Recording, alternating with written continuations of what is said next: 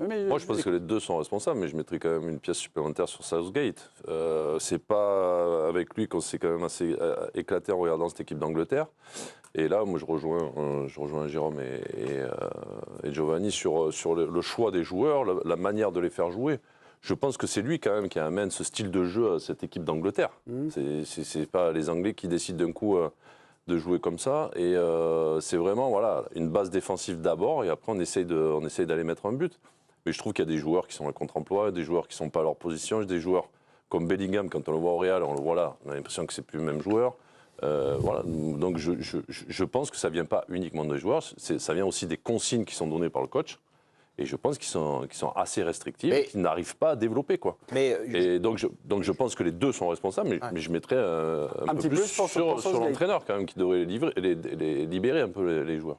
Pardonnez-moi, mais Stéphane Guy, le président a tranché, c'est pas en votre faveur. Je crois que vous voulez demander audience au président pour avoir ce complément d'information. Je ne suis pas très surpris, avant même, je peux vous donner le résultat du duel, avant même qu'il soit joué. Allez-y, continuez sur le malin, Stéphane. Je pense que c'est facile de tomber sur Southgate, c'est une proie... C'est pas évidente, mais il y a dire que je suis quelqu'un de facile. C'est ça que tu veux dire. Je crois qu'il y a un problème. Moi, j'ai quand même souligné que c'était les deux. Mais c'est quand même lui qui donne le tempo. Je ne doute pas, cher Johan, que vous êtes un honnête.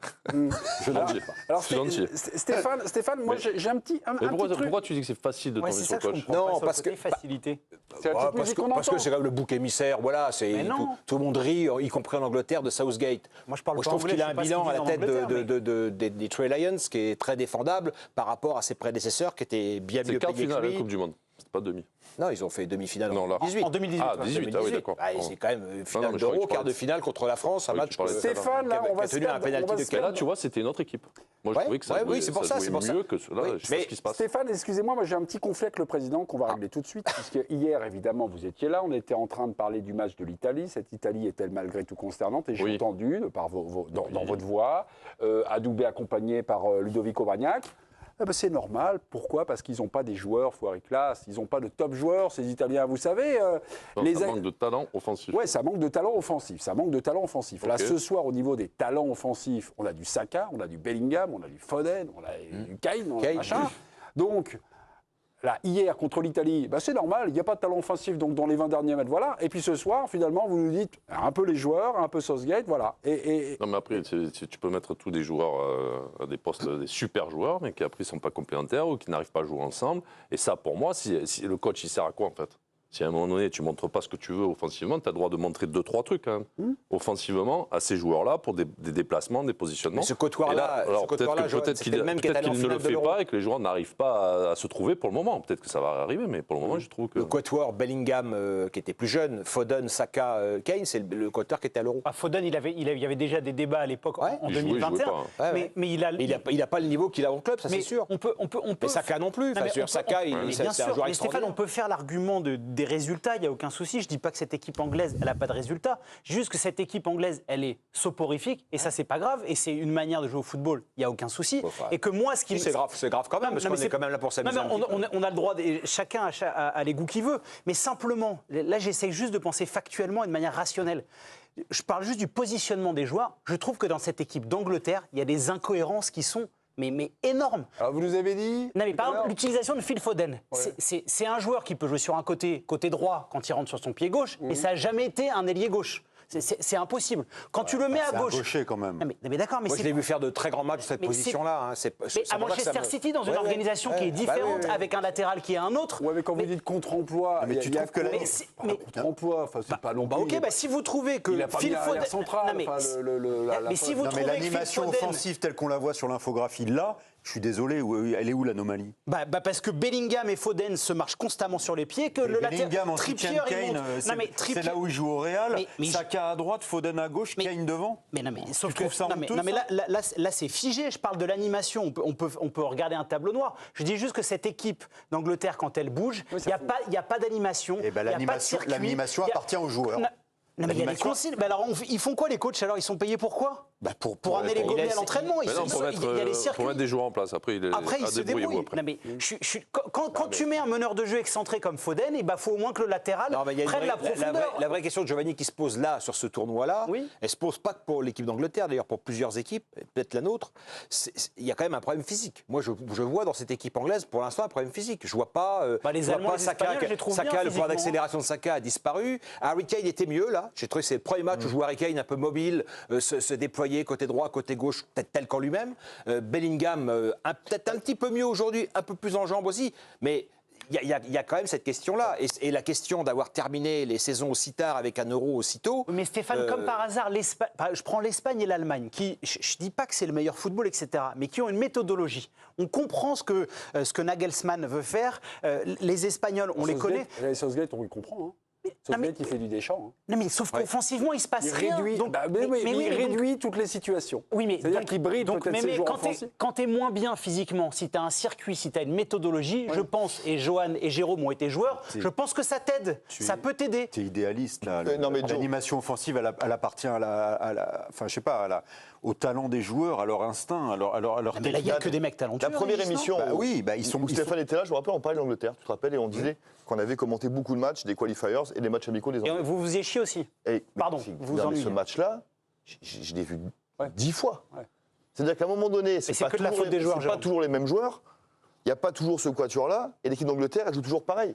Les matchs, on les a commentés en avant. Alors, le CV, le pédigré, effectivement, des 10 ans passés, je suis d'accord avec toi, je te rejoins. Mais ça fait, moi, je trouve, depuis qu'on commente les matchs, ça fait bien 2 ans d'équipe d'Angleterre.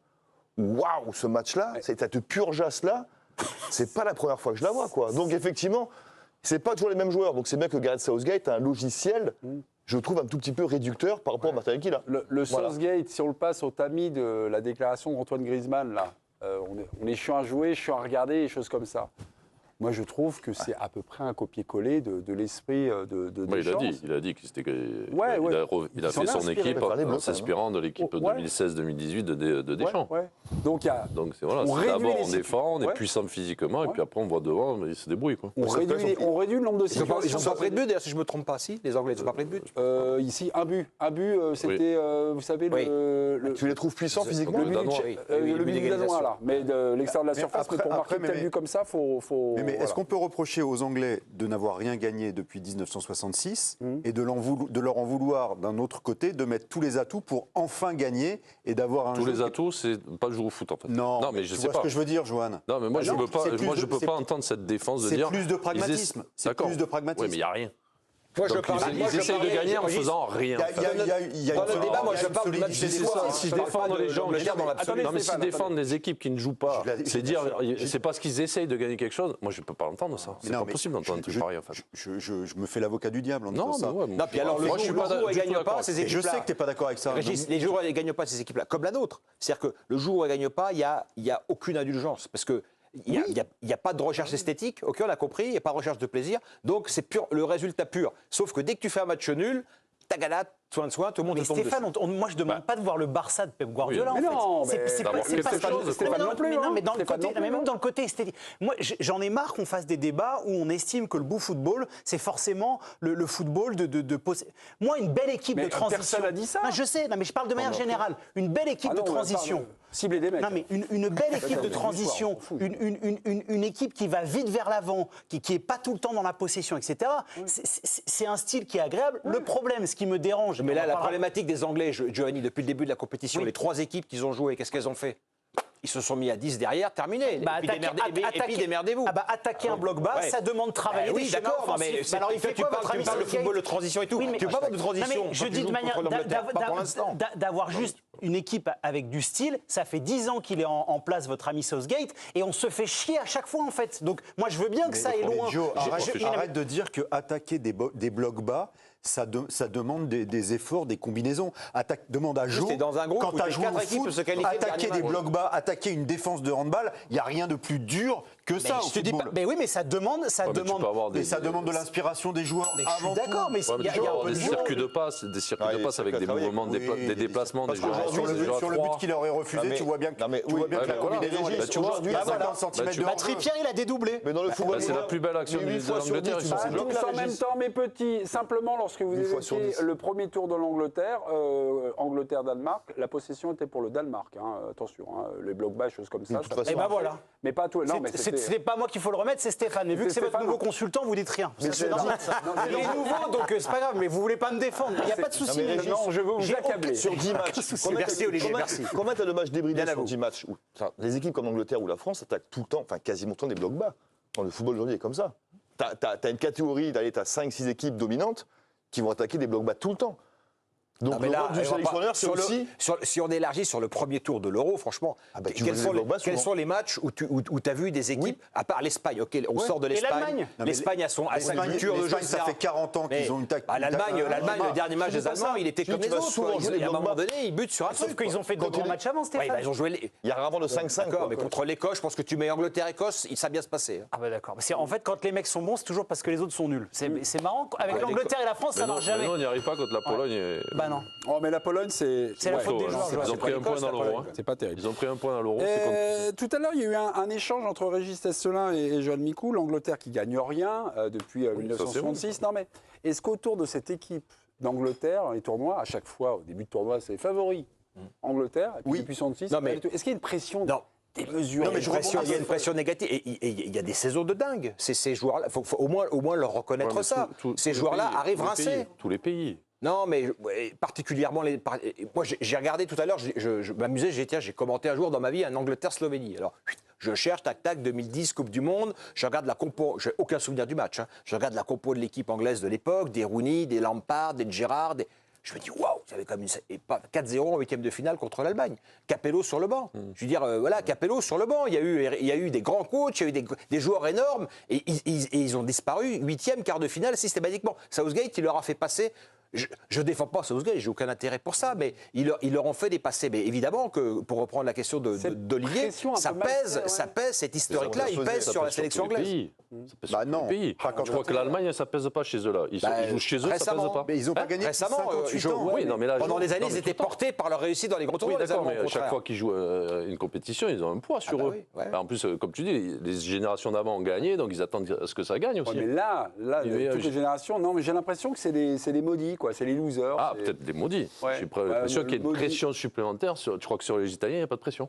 Sur les Espagnols, les Portugais, tout ça, tout va bien en fait. Voilà. En fait, eux, ils arrivent et puis s'ils perdent, ils rentrent au pays, tout va bien. Les journalistes leur disent c'est nickel. Je crois que les Argentins, les Brésiliens, quand ils vont au mondial, tu as joué dans un pays passionné de foot, l'Allemagne. L'Angleterre, c'est un pays qui vit pour le foot. Nous, chez nous, l'équipe de France, elle aurait été éliminée ce soir. Demain matin, on était au café, tout allait bien.